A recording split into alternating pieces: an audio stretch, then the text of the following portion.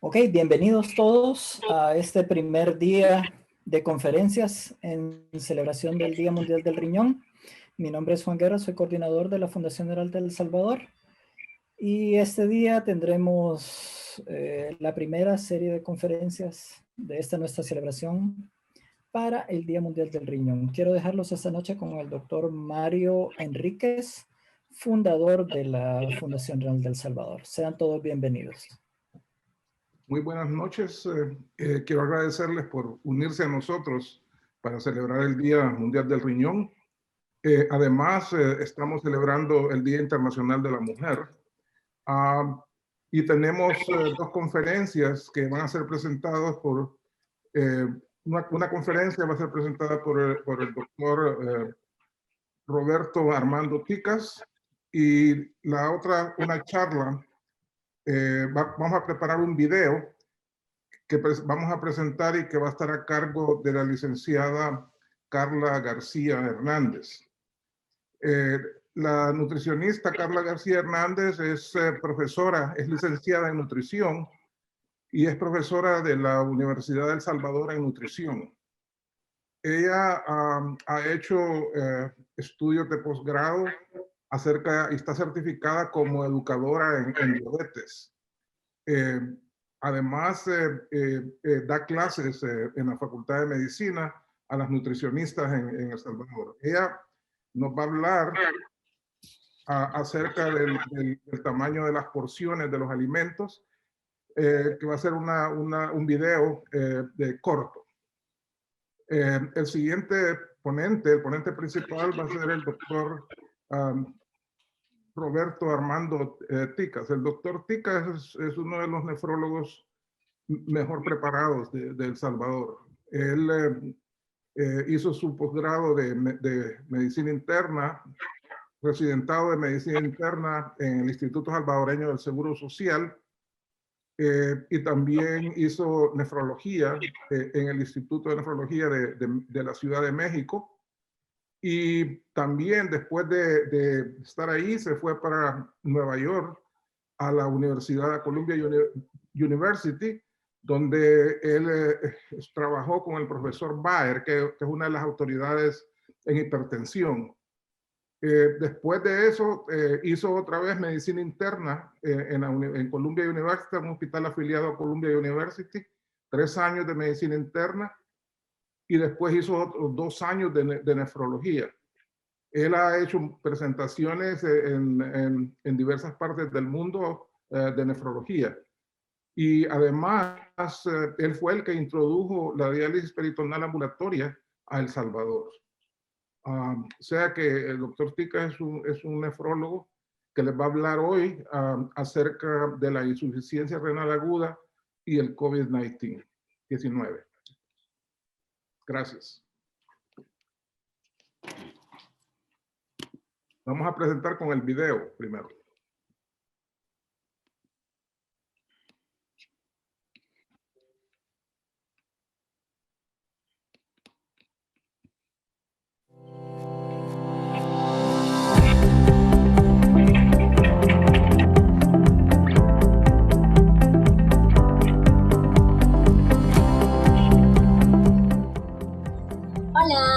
Estamos conmemorando el Día Mundial del Riñón. Mi nombre es Carla García y soy nutricionista de la Fundación Renal de El Salvador. Queremos compartir con ustedes diferentes temas de nutrición y vamos a empezar conociendo el tamaño de los alimentos. Básicamente, el tamaño nos dice el equivalente de cada uno de los productos que conforman los diferentes grupos de alimentos. Con ellos, los nutricionistas elaboramos un plan considerando preferencias, disponibilidad, acceso económico y el requerimiento nutricional teniendo en cuenta el estado de salud y el estilo de vida de cada persona. Normalmente se cree que llevar una alimentación adecuada es restringirse o considerar como buenos o malos los alimentos. Sin embargo, todo radica en la cantidad, la preparación y la frecuencia con las que los consumimos. Por ello es importante un abordaje integral de todas las enfermedades, que los pacientes cuenten con un tratamiento en el que un profesional puede evaluar e indicar de forma individual todo lo que deben consumir. sobre todo si se trata de personas que viven con problemas renales, ya que son quienes más restricciones podrían encontrar, y si no se cubren sus necesidades nutricionales, pueden derivarse muchos problemas de salud. Para empezar, debemos saber que una taza equivale aproximadamente al tamaño de un puño completo.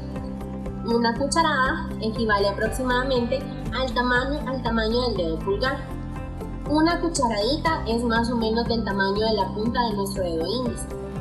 En el caso de alimentos como el queso o una carne cocida, para tomar de referencia para una onza tenemos la base del pulgar.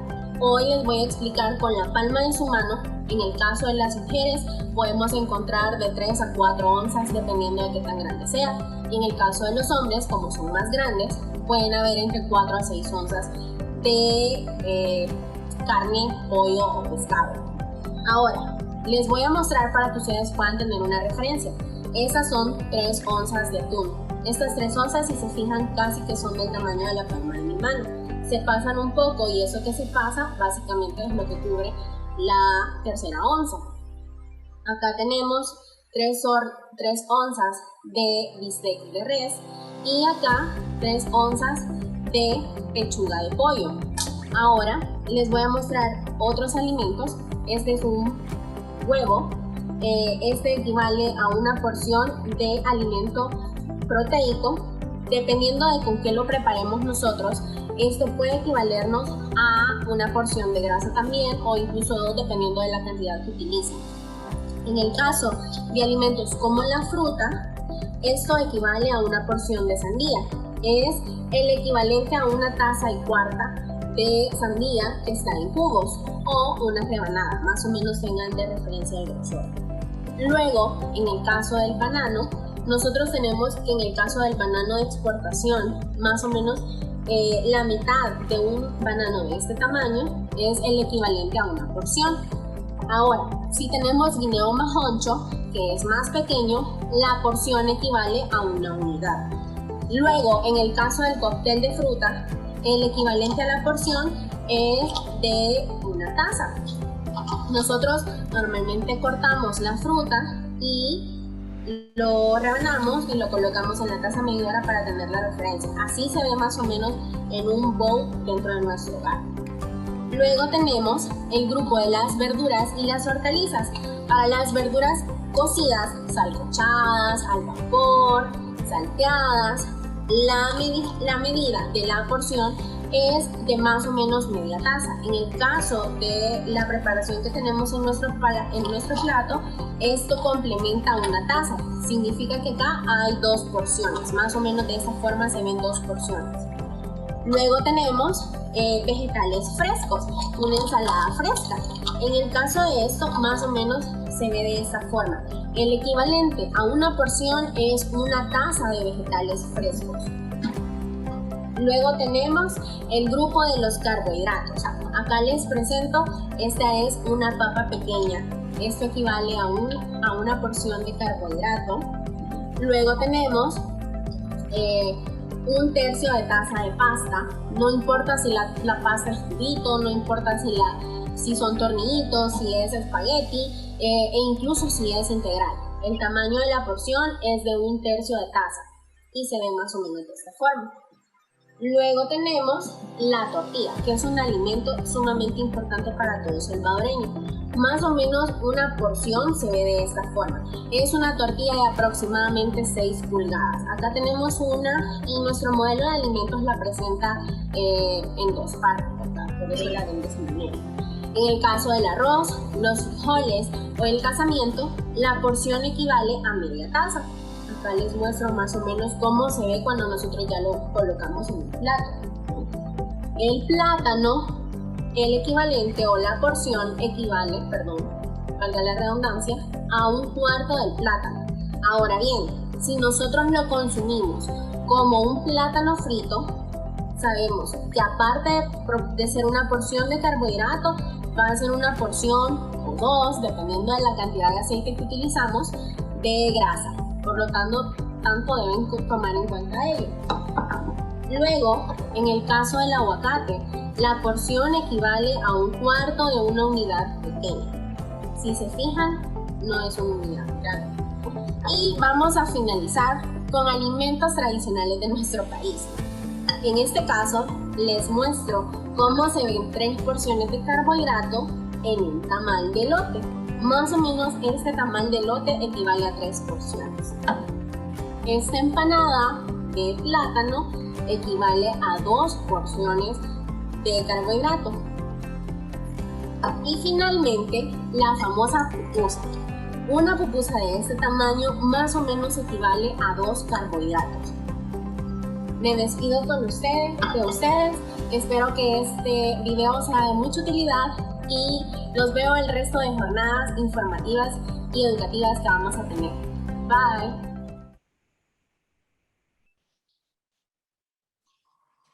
Bueno, doctor Ticas. Sí, permítanme, voy a compartir.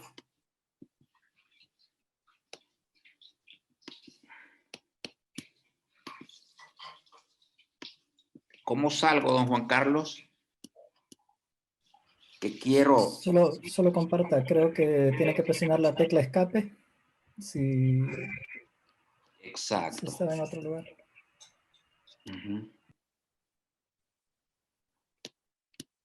Permítanme.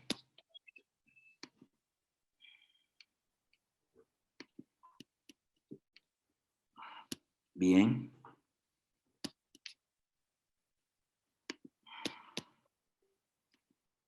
Aquí estoy. Bueno, tengan muy buenas noches.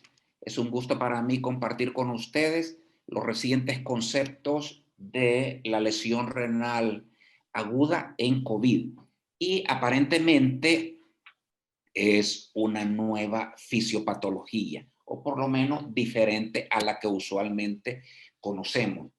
Recuerdan que el COVID ahí por diciembre del 2019 comenzó a atacar a la población china y se presenta esta enfermedad como una infección leve que ataca los pulmones, causando daño endotelial que es atacado por los ganglios linfáticos. Por lo tanto, el daño en el hombre puede ser asintomático o puede ser leve. Sin embargo, si hay una infección severa, el daño pulmonar es mayor. Hay un ataque de las células dendríticas, neutrófilos, macrófagos que atacan el virus, causando un gran daño endotelial, presentándose una tormenta de citoquinas que llega a atacar el corazón, los riñones y el hígado, causando, por tanto, una infección severa. De acuerdo a la literatura obtenida, el 80% de los pacientes son asintomáticos, 15% son graves y 5% severos. Estos severos son los que se ingresan a la unidad de cuidados intensivos y allí es cuando se detecta la lesión renal aguda. En China, la literatura dice que ataca como lesión renal aguda el 5%, mientras que en Estados Unidos y en Europa abarca del 20 al 40%. Cuando hay lesión renal aguda en un paciente con COVID-19, este es un indicador de severidad. Si hay lesión renal aguda, el paciente está grave y tiene un pronóstico negativo. Antes de involucrarnos en la lesión renal aguda, me gustaría recordarles cómo se hace el diagnóstico según el código de la lesión renal aguda. Hay 3 estadios. El estadio 1, en que se eleva la creatinina de 1.5 a 1.9. El estadio 2, entre 2 y 2.9. Y el estadio 3, cuando se triplica el valor inicial de la creatinina.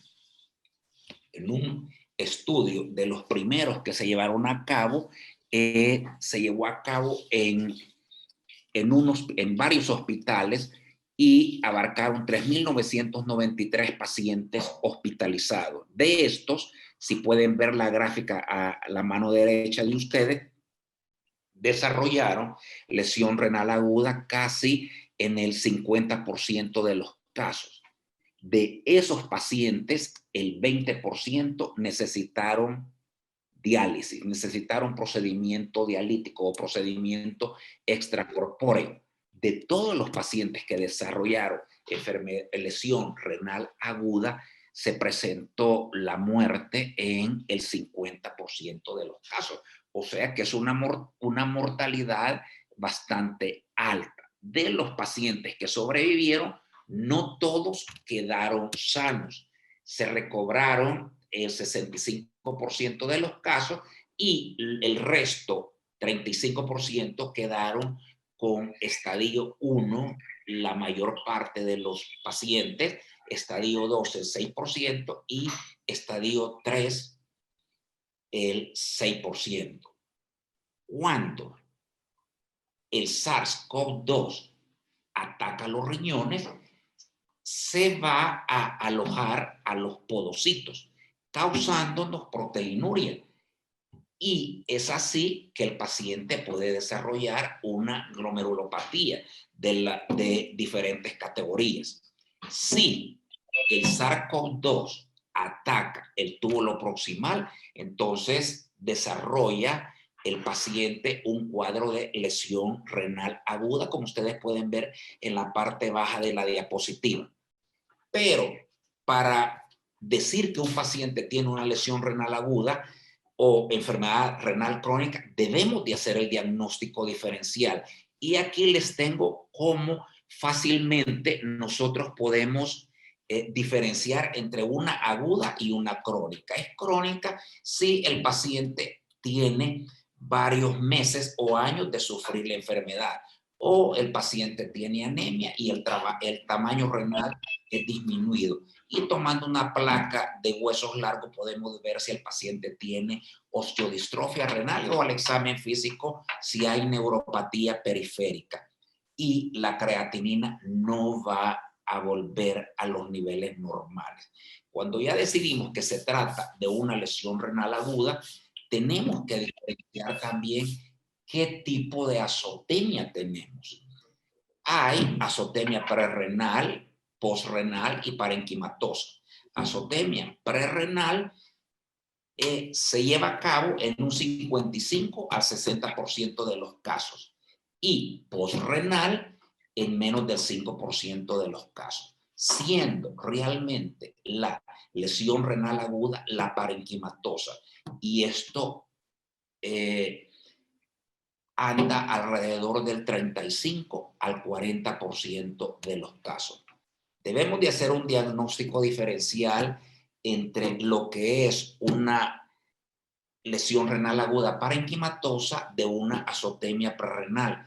Y en El Salvador no contamos con los nuevos estudios enzimáticos que en otros lados presentan, como la KIM-1, pero sí nosotros somos capaces de verificar el FENA o la fracción excretora de sodio. Si es menos de 1, es prerrenal. Y podemos chequear el sodio en orina al azar. Si es menos de 20, es prerrenal. Ya teniendo que realmente se trata de una lesión renal aguda, entonces nosotros debemos de recordar que la fisiopatología de la lesión renal aguda, y esto viene como un recordatorio, se debe a dos tipos de daño: lesión isquémica y lesión tóxica. Y lo que pasa en ese caso es que tenemos un aumento de la sustancia vasoconstrictora o una disminución de la sustancia vasodilatadora, como por ejemplo la prostaglandina I o el factor derivado del óxido nítrico derivado del endotelio, o aumento de las vasoconstrictoras como los leucotrienos, la endotelina, que es una de las sustancias más potentes, sino que la más potente vasoconstrictora. También angiotensina 2 y las otras que ustedes pueden ver. Y esto llega a causar la hipoxia medular persistente, causando disminución del flujo tubular. En lesión renal aguda por COVID, lo primero que debemos de recordar nosotros es en esta lista de factores de riesgo para desarrollar lesión renal aguda. Pueden ver que es bastante, pueden ustedes calcular el score SOFA, si el paciente tiene enfermedad renal crónica, si está en soporte ventilatorio, si está en la UCI, si es de la tercera edad, si sufre hipertensión, diabetes, negrito, o si tiene enfermedad cardiovascular. Y ahí tienen las otras. Si nosotros somos capaces de definir cuál factor de riesgo de enfermedad, de lesión renal aguda tiene el paciente, nosotros podemos detectar tempranamente un cuadro de lesión renal aguda y por lo tanto vamos a ser nosotros capaces de prevenir o de hacer una profilaxis para que no se empeore la elevación de la creatinina sérica. Pero a grandes rasgos tenemos dos tipos de mecanismos de lesión renal aguda en COVID. Uno, el virus a través de la proteína Spike se une al receptor ACE2 receptor y en este receptor tenemos dos partes, el S1 y el S2, y esta proteasa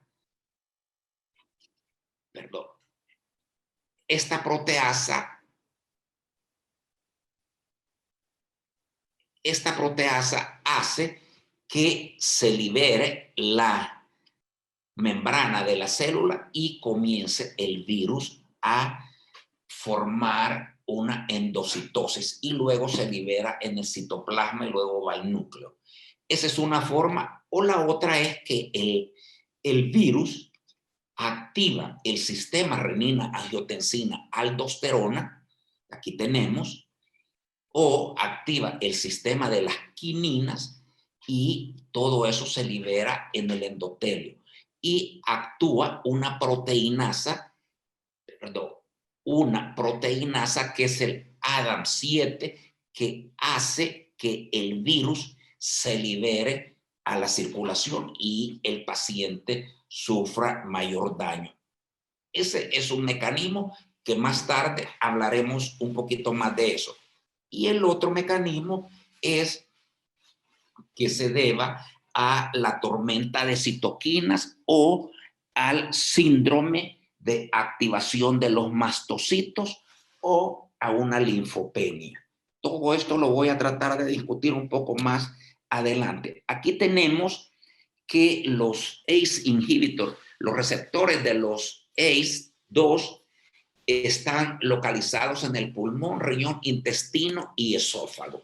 Entonces, esta proteasa TMPRSS2 hace que las dos partes de las cuales está constituida el receptor ACE2 está marcado como el S1 y S2. El S1 es la parte baja, el S2 es la parte alta. Entonces, se libera este 2 y es capaz de acercarse a la membrana el SARS-CoV-2 y luego se transforma en endosoma y lleva a cabo toda la replicación viral. Pero también el virus del SARS-CoV-2, al activar el ACE2, nos activa el sistema renina-angiotensina-aldosterona, habiendo un cambio de la angiotensina 2 en una degradación para la angiotensina 7.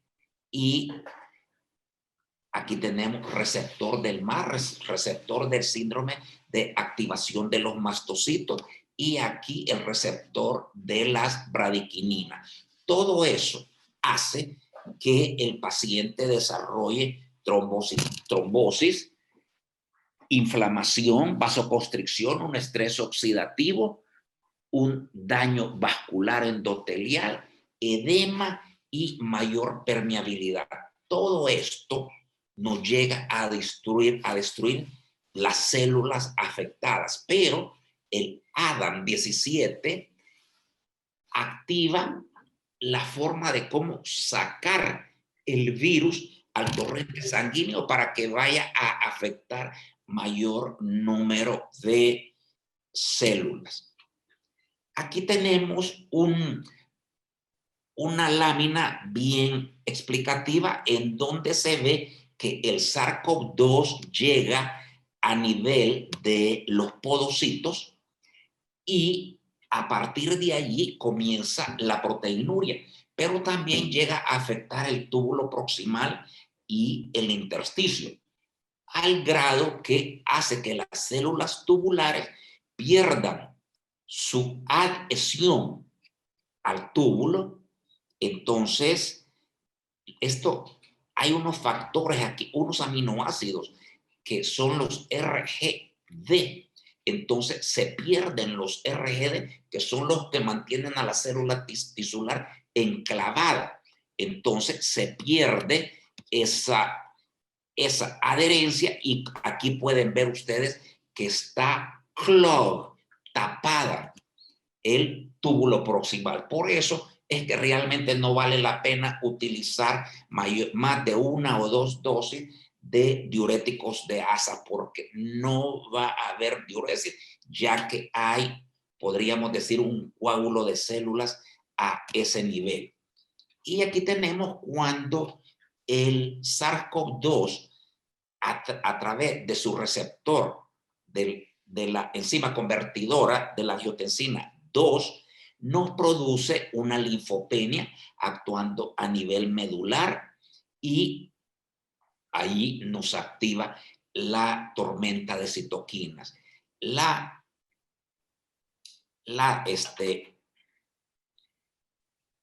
Esta proteasa también hace que se active el sistema renina-angiotensina 2 y más que todo el sistema del complemento. Nos activa el sistema del complemento y aquí está activada tanto la vía alterna como la vía normal del complemento, causándonos una hipercoagulabilidad y una microangiopatía. Es por eso que los pacientes tienen trombosis de todos lados, trombosis de las piernas, trombosis pulmonares, cerebrales, cardíacas, coronarias, produciéndonos, por tanto, una sepsis, paro cardíaco o daño pulmonar. Cuando el virus SARS-CoV-2 va directamente con una invasión a los podocitos y al túbulo y al epitelio del túbulo, si es al podocito, probablemente nos vaya a causar una glomerulopatía, pero si es daño tubular, nos va a producir una lesión renal aguda, pero también puede producir esta inflamación intersticial, como les contaba antes. Y si hay daño tubular, nos produce la podocitopatía, una microangiopatía y una glomerulopatía colapsante, cuando todo el glomérulo, en lugar de estar bien bonito, distendido, en la cápsula glomerular, está todo comprimido, ha colapsado totalmente, dejando pasar una gran cantidad de proteínas. Cuando se trata el mecanismo de la lesión renal aguda 2, aquí lo que tenemos es que cuando a nivel pulmonar, que es el primer sitio donde el virus ataca, se forma la neumonía, luego hay una reacción por los macrófagos y todas las células inflamatorias desencadenando la tormenta de las citoquinas.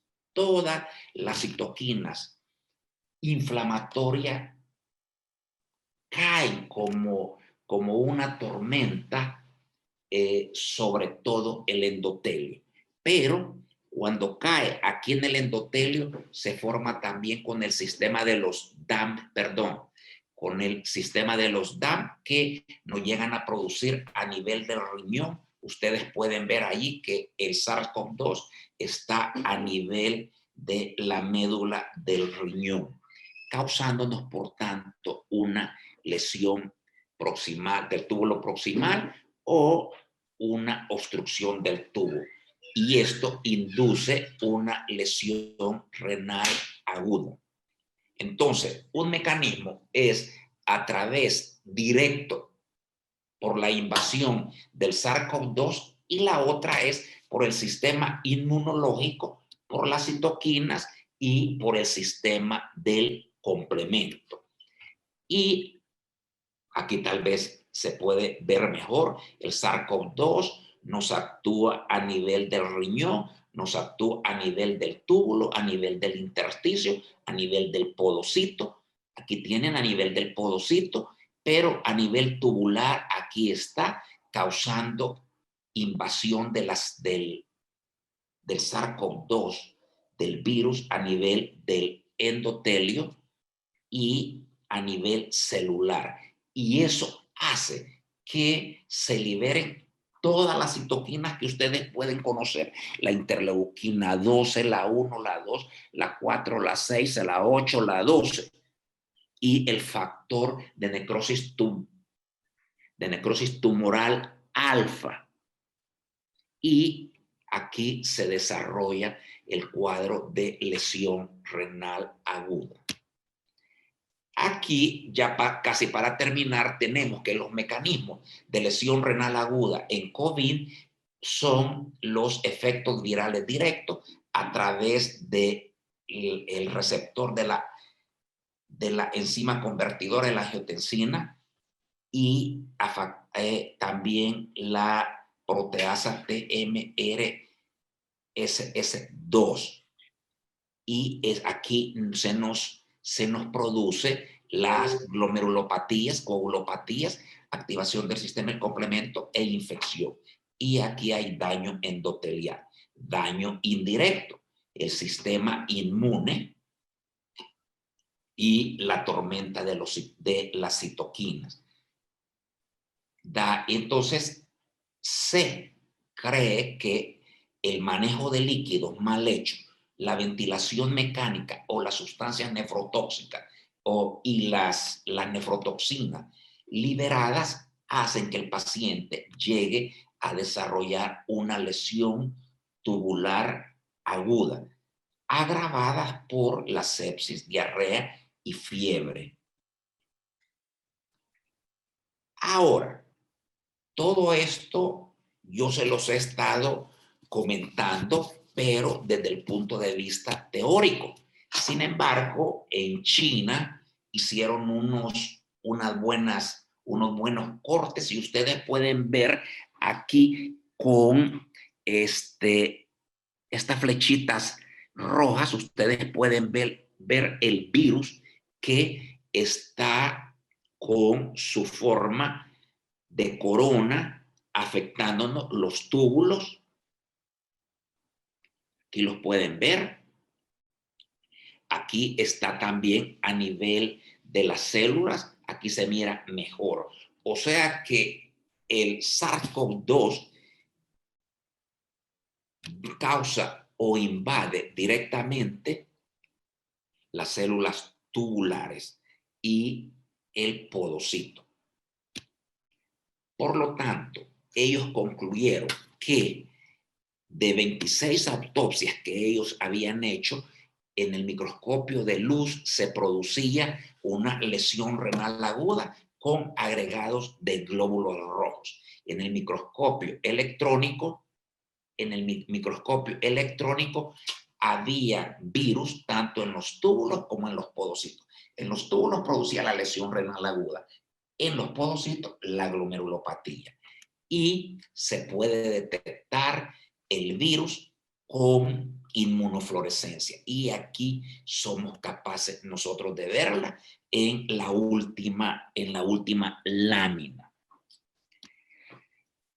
Esto es una revisión. Más que todo quisiera mencionar algunas de las citoquinas envueltas. Es la interleucina 2B, la 2, la 7, la 8, la 9, la 10, la 17, el factor de crecimiento de los granulocitos, el factor de necrosis tumoral alfa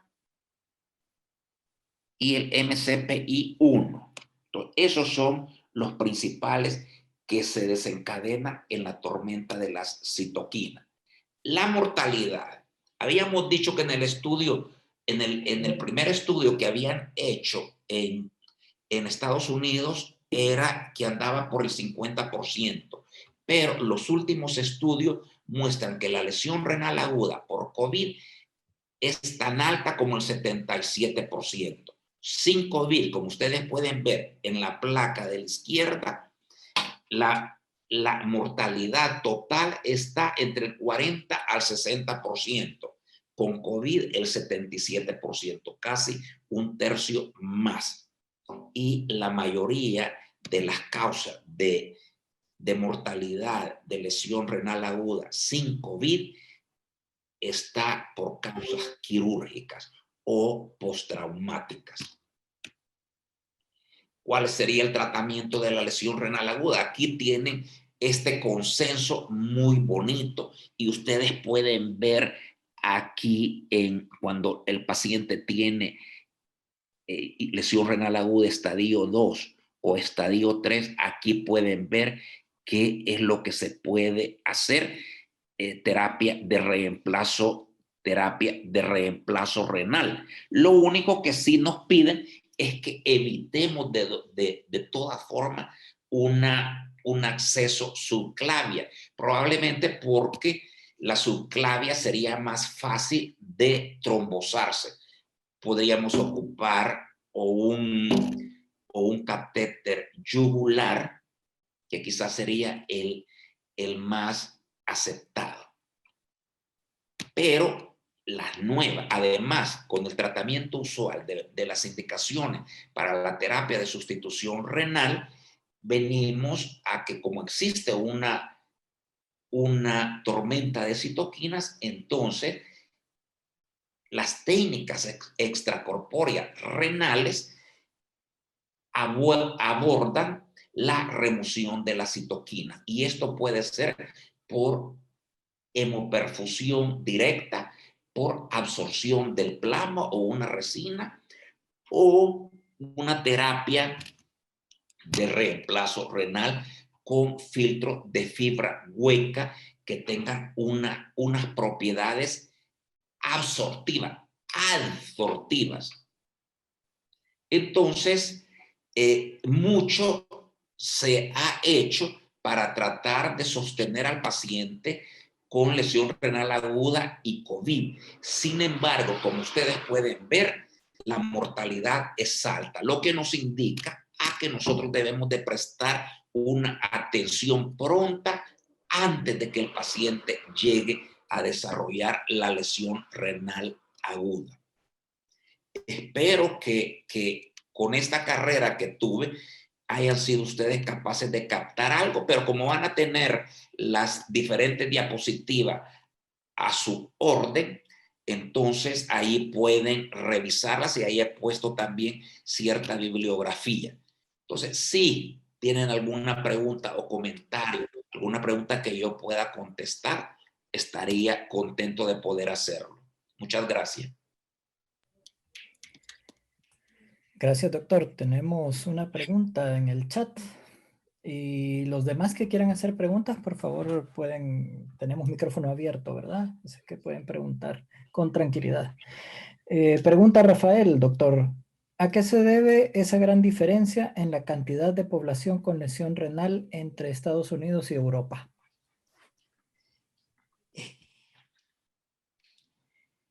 Lo que sucede que en esos espacios, tanto en Europa como en Estados Unidos, el SARS-CoV-2 atacó a las minorías, atacó a las personas de tercera edad, atacó a los hispanos y atacó a las personas de color. Y ya estas personas ya son personas con alto riesgo de desarrollar enfermedad renal. Muchas de esas son diabéticos, hipertensos. Entonces, el SARS-CoV-2 tiene una ventaja en esa población de producir una lesión renal aguda. Sin embargo, en China, lo que se hacía desde que el paciente era trasladado de su habitación a los diferentes hospitales de atención, el paciente ya llevaba una buena hidratación. Había un aumento del volumen intravascular, por lo tanto retardaba el inicio de una lesión renal aguda. Aquí me recuerda de la forma que los israelitas también atacan tanto la lesión renal aguda como los pacientes con rhabdomiólisis. Surge una bomba en Israel e inmediatamente le inyecta Persantin y buena hidratación al paciente y tienen poca presencia de lesión renal aguda. No sé, Rafael, si estuvo bien. Sí, doctor, muchísimas gracias. Ya me queda claro, bastante claro. Gracias. Si alguien más quiere preguntar, por favor, adelante. También preguntas para Carlita, nuestra nutricionista que está por ahí también. Se valen sobre el video, ¿verdad? Aquí tenemos otra pregunta para el doctor, me parece. ¿Cómo se ven afectados los pacientes que ya tienen enfermedad renal crónica y contraen COVID? Sí, la presencia de tener ya una enfermedad renal crónica ya es un factor de riesgo para desarrollar fácilmente la lesión renal aguda. Ya el paciente ya tiene una disminución del filtrado glomerular y ahora con un poquito que llegue el SARS-CoV-2 a atentar contra el túbulo, entonces ya la creatinina, por ejemplo, ya no va a ser 2, sino que ya va a ser 2.5 o 3. Entonces ya la tasa de filtración glomerular va a estar más alta. Entonces ya tienen, es porque ellos ya tienen daño renal y el SARS-CoV-2 llega a agravar un riñón ya dañado per se. Excelente, gracias, doctor. Otra pregunta de parte de Stephanie. ¿Cuáles son las secuelas más evidentes post-COVID a nivel renal? Bueno, como el riñón, como el SARS-CoV-2 ataca de dos formas al riñón, una es a nivel del podocito. Allí se va a desarrollar una glomerulopatía. Entonces, el paciente ya va a quedar con una glomerulopatía. Yo creo que van a hablar de glomerulopatías. Me parece que una glomerulopatía membranosa en alguna de estas pláticas en el transcurso de la semana. O sea que el paciente puede quedar con una glomerulopatía crónica. Y si nos actúa el virus a nivel tubular, entonces el paciente, 65% vimos en esa lámina que se recuperan totalmente, pero el otro 35% queda con una lesión renal ya dañada. El 23% de los casos quedaba con una creatinina aumentada entre el 1.5 y el 1.9 de lo que tenía antes.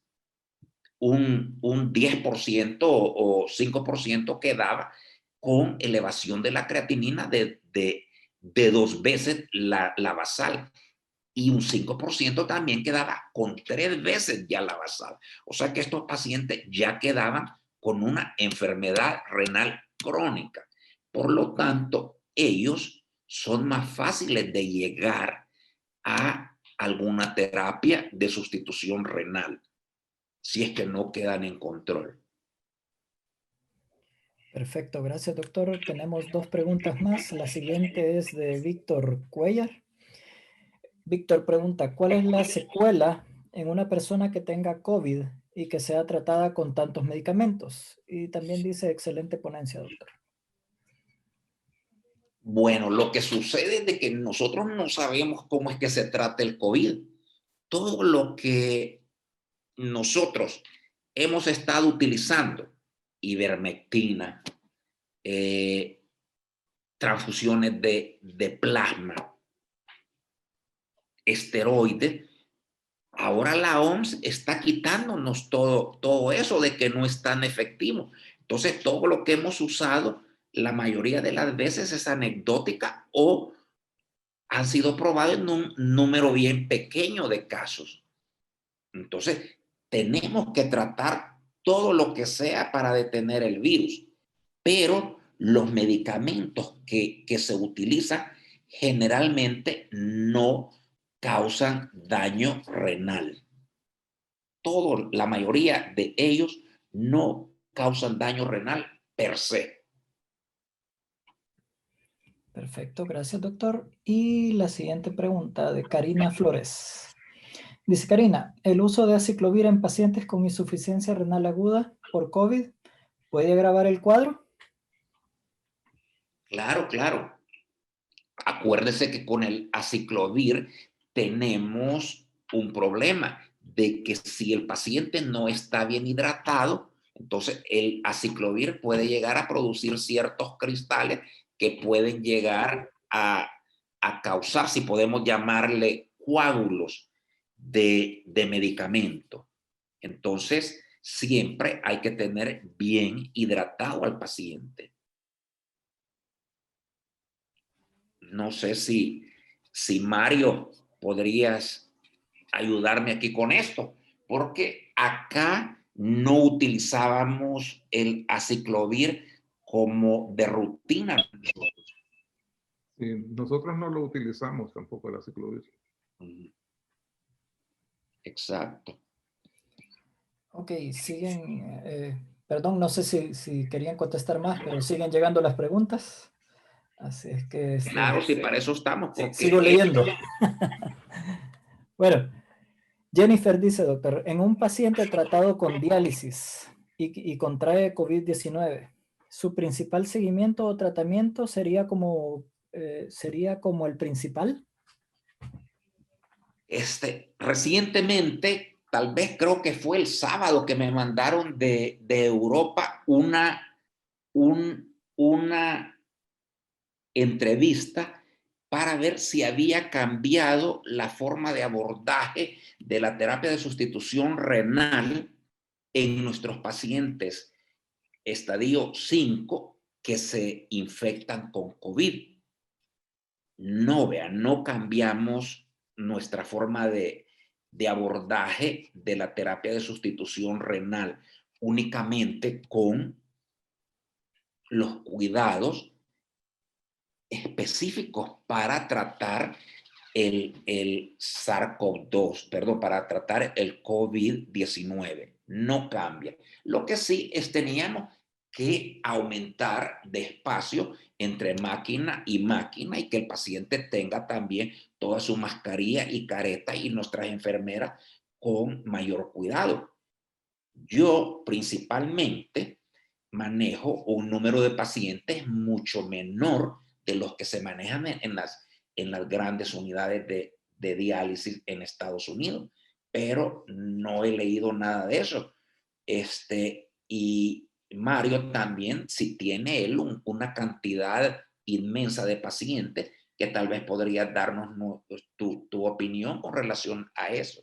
Sí, el paciente que está en diálisis, que desarrolla COVID, puede ser asintomático el paciente. Puede ser, igual como en la población en general, algunos, muy pocos son hospitalizados. Lo que hacemos nosotros, tenemos una unidad especial que una vez se le hace el diagnóstico al paciente en la unidad, ese paciente se separa de esa unidad principal y se va a la unidad de COVID. Entonces todos los pacientes están ahí por 2 semanas tratándose en esa unidad y después regresan nuevamente a la unidad que los mandó. Algunos pacientes han muerto también con el COVID porque les ha dado la tormenta de citoquinina que tú hablabas. La presentación puede ser más severa en esos pacientes debido al estado inmunológico que están los pacientes renales crónicos. Nosotros hemos tenido un montón de pacientes que han desarrollado el COVID aquí en Nueva York en las unidades de diálisis.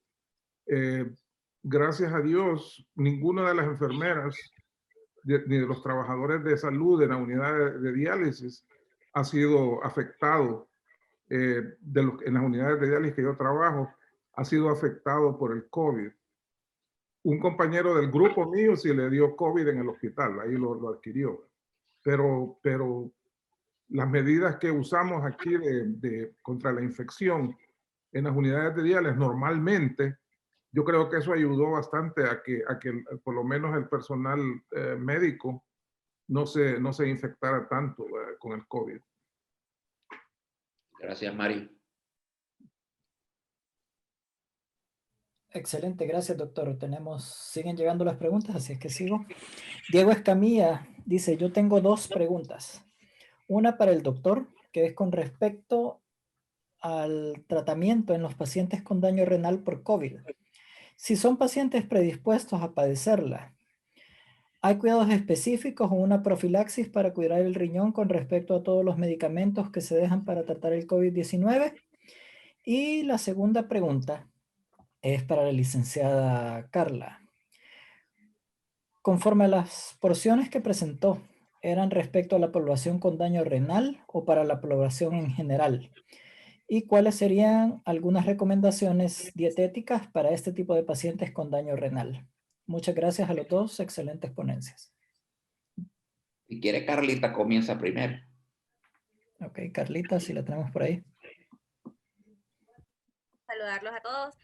Bueno, respondiendo a la pregunta, de hecho, muy buena pregunta. Nosotros en la reunión que tuvimos previa a eso esperábamos que alguien preguntara algo al respecto. Los tamaños de las porciones que presenté son de forma general para todas las personas. ¿Por qué digo esto? Si se fijaron al inicio, yo tomé un tiempo para explicar que todos tenemos necesidades nutricionales diferentes. Y acá tengo que hacer mucha énfasis en que siempre es necesario que el 100% de los pacientes que tengan un problema renal tengan control con un nutricionista. ¿Por qué? Porque la cantidad, si bien yo les dije, este es el tamaño, así se ven 3 onzas de pollo, la única persona que puede decirles cuántas onzas necesita exactamente es una nutricionista, porque para saber cuántas necesita la persona, debe hacerse una evaluación. Entonces nosotros tomamos en consideración no solo la farmacoterapia, porque algo que tenemos que tener muy en cuenta es que en los pacientes que tienen problemas renales normalmente nosotros nos detenemos y tenemos mucho cuidado en cuanto al consumo de micronutrientes, hablando específicamente fósforo, potasio y sodio, y en cuanto a los macronutrientes, las proteínas.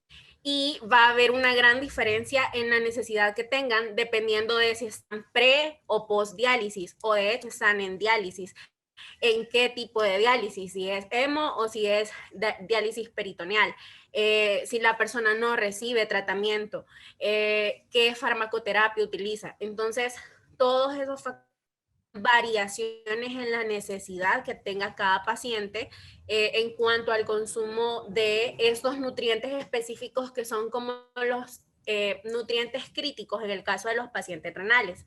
Ahora, sí tenemos que tener muy en cuenta, hablando de prevención, porque nosotros como fundación lo que queremos realmente prevención y poder también prevenir cualquier comorbilidad que pueda derivarse de un mal manejo del problema que ya existe, ¿verdad? Entonces, algo en lo que siempre todas las personas, incluso quienes no padecemos ninguna enfermedad crónica transmisible, es que tenemos que tener cuidado con el consumo de sodio. Tenemos que tener cuidado también con el tipo de alimentación que estamos teniendo. Hoy en día vivimos una vida en la que el ajetreo nos ha llevado a consumir muchos alimentos procesados y realmente la idea de que ustedes conocieran los tamaños de las porciones es porque muchas veces los pacientes no van a tener siempre el modelo de alimento que les permita recordarse cómo se veía un tercio de la taza. Entonces es importante que todos sepamos bien cómo se ve para poder ponerle una imagen a eso que normalmente el plan de alimentación tiene, ¿verdad? Ahora, es importante, de verdad, que siempre se haga una evaluación individualizada y que el plan de alimentación sea individualizado. Porque como les decía, no tenemos como un patrón, o sea, pueden existir patrones generales o recomendaciones o alimentarias en las que se decía una persona necesita un lácteo, 3 carbohidratos, 3, pero realmente eso no es algo individualizado.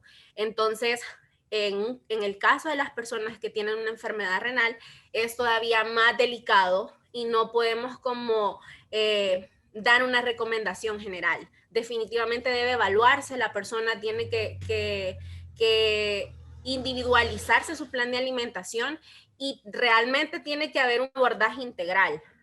No solamente se trata de la nutricionista y el médico, sino que es necesario que siempre se estén haciendo chequeos del laboratorio clínico, porque dependiendo también de cómo están los resultados de sus exámenes, también hay variaciones en la alimentación. Entonces, como les decía, incluso para personas sanas, no es como recomendable seguir patrones de dietas que ahora se encuentran bien fácilmente en internet, por ejemplo. Siempre es una recomendación específica de cada persona, porque no solamente se elabora la dieta en cuanto al peso que tiene la persona o al peso ideal que tendría que tener, porque incluso eso es otro factor que nosotros tomamos de diferente manera en las personas con una enfermedad renal crónica, porque realmente hay muchas variaciones en cuanto al peso, entonces no podemos tomar como un parámetro cómo está su peso. No sé si respondí a la pregunta y si existe otra, pues... Perfecto, gracias, Carlita. Juan Carlos, ya se me olvidó la pregunta. ¿Me la puede Se la hacer? repito, claro que sí, no hay problema.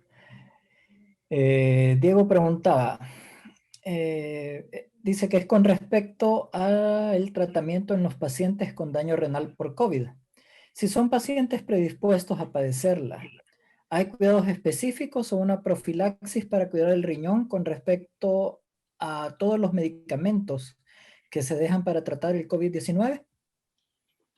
Todos los pacientes de alto riesgo de sufrir enfermedad renal, lo primero que se hace es tratar de que no sean expuestos a COVID para que no se contagien con el SARS-CoV-2. Sin embargo, los que se afectan, pongámosle el 20%, los que se llegan a contagiar o a infectar, estos deben de recibir buena hidratación, deben de recibir lo más que se pueda los medicamentos prescritos por la OMS y cualquiera de los que se utilizaron al inicio y ahora en el 2021 no nos causan daño renal en ninguna de las dos partes, ya sea en los podocitos o en los túbulos. Los medicamentos, eso no causan daño renal. Y post-COVID se utiliza el clopidogrel y la aspirina de niños de 80 o de 100 miligramos. No llega a causar daño tampoco a nivel renal. Gracias, doctor. La siguiente pregunta es de Stephanie. Dice, ¿habrá algún tipo de recuperación renal en estos pacientes que sufrieron el daño renal por COVID? ¿Por algún tipo de manejo o es daño irreversible? No, ya cuando el paciente presenta la lesión renal aguda, aquí tiene 3 o 4 caminos. Uno es recuperarse en un 65% de los casos. 2, quedar con daño renal estadio 1. 5, estadio 2 y 5% estadio 3. Y algunos ya quedan en una terapia de sustitución renal crónica. Pero estos que quedan en terapia renal crónica son probablemente aquellos que estuvieron gravemente enfermos, intubados por mucho tiempo, en terapia de sustitución renal aguda por mucho tiempo, y el riñón ya no fue capaz de volver a lo normal, y entonces queda con terapia de sustitución renal en forma crónica. Probablemente después se le vaya a hacer trasplante renal. Había otro apartado en la literatura que revisé, trasplante renal post-COVID o COVID en trasplante renal, en pacientes con trasplante renal. Sin embargo, eso, Mario y don Juan Carlos, puede ser motivo de unas diferentes conferencias en este año, que sería bien recibido. Sí. Excelente, excelente. Ok, doctor, la siguiente pregunta es de Víctor Cuella. Él pregunta, ¿cuál es la recomendación a seguir en un paciente COVID y que tenga una insuficiencia renal aguda? ¿Cuál es el manejo más adecuado en cuanto a su tratamiento? ¿Se restringe algún fármaco? Hablando del kit que da el gobierno, y se está de acuerdo con el uso de esos medicamentos. No, lo primero, que cuando un paciente está en el alto riesgo de paciente de sufrir lesión renal aguda, lo primero que se debe de hacer es protegerlo. Lo que se trata de hacer es cubrirlo como con una burbuja, protegiendo de antibióticos, protegiéndolo de AINES, cambiando o disminuyendo o prolongando las dosis de administración de diferentes antibióticos o medicamentos. Los medicamentos que vienen en los diferentes protocolos no nos causan daño renal. Y luego, lo que se debe de hacer con la terapia de sustitución renal, cuando ya le toca al paciente, se hace de dos formas. De una forma profiláctica, antes de que el paciente llegue a complicarse o antes de que el paciente llegue a tener una creatinina tan alta. O la segunda forma de terapia de sustitución renal es cuando ya tiene alguna indicación de diálisis, como por ejemplo hipercalemia que no responde, acidosis metabólica que no responde, hipercalemia que no responde, pericarditis que no responde. Entonces, en ese tiempo sí hay que hacer una terapia de sustitución, pero los pacientes debemos nosotros de protegerlos, y lo que sí se debe hacer es que los medicamentos que se utilizan no producen lesión renal. Muchas gracias, doctor. Una nueva pregunta para la licenciada Carla.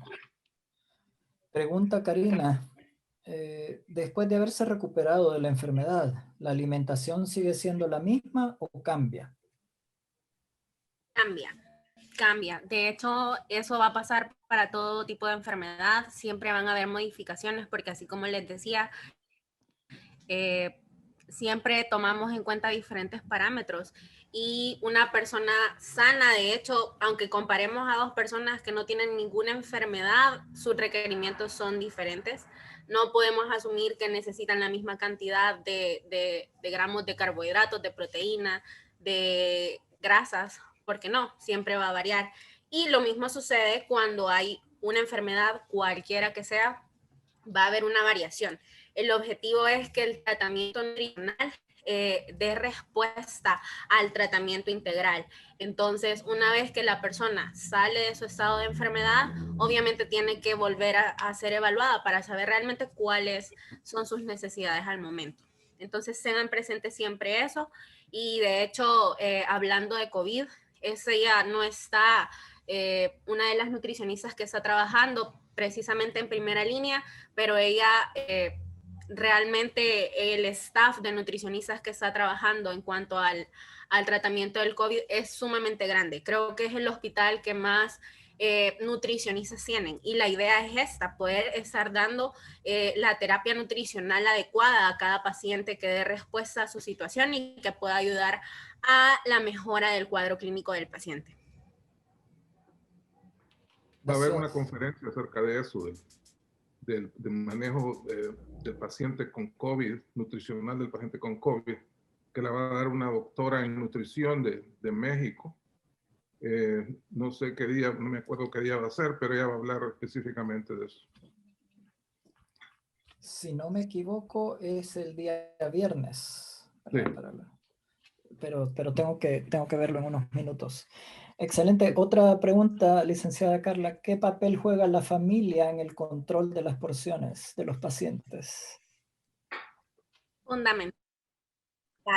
De hecho, es importante y como escucharon ustedes, yo estoy ahorita formándome, estoy realizando un posgrado para ser educadora en diabetes. Y esto aplica igual. Creo que es bien difícil que una persona pueda modificar su estilo de vida, sus hábitos alimentarios, si no cuenta con el apoyo de todo su círculo de apoyo, valga la redundancia. Entonces es importante y por eso es que es fundamental que nosotros podamos educar no solamente al paciente, sino que también a su grupo o a su familia nuclear, si no vive con familiares, pues a las personas con las que ellos vivan, porque obviamente, y creo que eso cualquier persona que ha tratado de modificar sus hábitos alimentarios lo ha visto. Es bien difícil que alguien que sabe que tiene que tener un poco más de cuidado con ciertos alimentos, si ve que otras personas lo están consumiendo, se le va a antojar más. Y yo creo que esto es normal. Cada vez que alguien nos dice, tienen que tener cuidado con el consumo de tal X cosa, no quiero decir un alimento específico, ¿vea?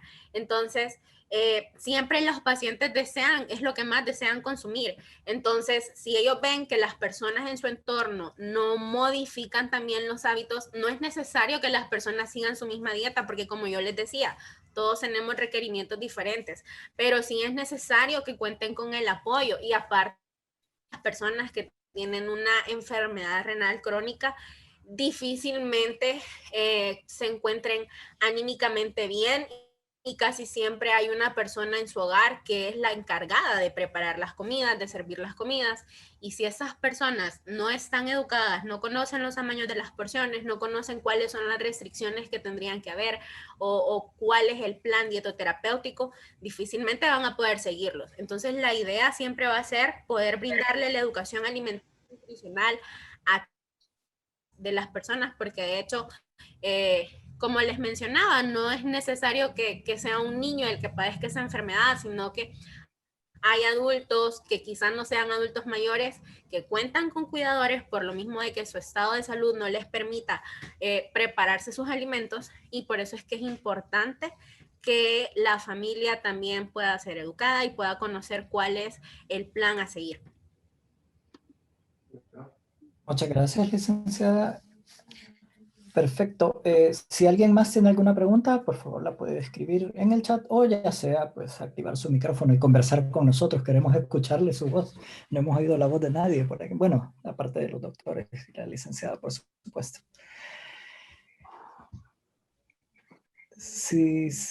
Como les decía, si alguien tiene una pregunta, pues bienvenido. Si no, pues recordarles también que tenemos conferencias toda la semana, ¿verdad? Este día fue la primera. Mañana seguimos con un video sobre un proyecto muy especial que la Fundación realizó hace años. Es la famosa pupusa renal, una pupusa dirigida a pacientes renales, ¿verdad? Y una conferencia del doctor Mario Enríquez acerca de la prevención de la enfermedad renal crónica. Y también para confirmarles por los que preguntaron que efectivamente el viernes 12 la licenciada Fabiola Martín del Campo, nutricionista mexicana, va a estar conversando con nosotros sobre nutrición en COVID. Ella es doctora ya, Juan Carlos. Ah, ok, doctora, sí. Sí, perfecto, la doctora Fabiola Martín del Campo, la vamos a tener por acá. Bueno, pues si no hay más preguntas, gracias por habernos acompañado. Nos vemos en mañana. este primer día de celebración del Día Mundial del Riñón y nos desconectamos ahora de Facebook. Un saludo a todos nuestros amigos de Facebook. Sí, gracias. Muy buena información. Gracias. Excelente, qué bueno que la Sí, disfruten. gracias. Gracias. Gracias a todos los que se han conectado. Recuerden, estamos haciendo una rifa de 3 entradas, ¿verdad? Para estas conferencias, para que nos acompañen acá. En Facebook solo tienen que comentar, no tienen que darle like, tienen que comentar en el post. Íbamos a hacer la rifa ahora, pero nadie pues comentó, así que si tienen amigos o conocidos que quieran participar, invitándoles a que participen de la rifa, ¿verdad? Así que eso ha sido todo. Nos vemos de Facebook y seguimos acá. Ok. Muchísimas Buenas gracias. noches, muchas gracias. Bueno. Gracias a todos, gracias por conectarse, de verdad. Los esperamos mañana. Gracias a ustedes. Buenas noches. Buenas noches. Buenas Gracias. noches. Excelente ponencia. Muchas gracias. Para servirle, le esperamos mañana.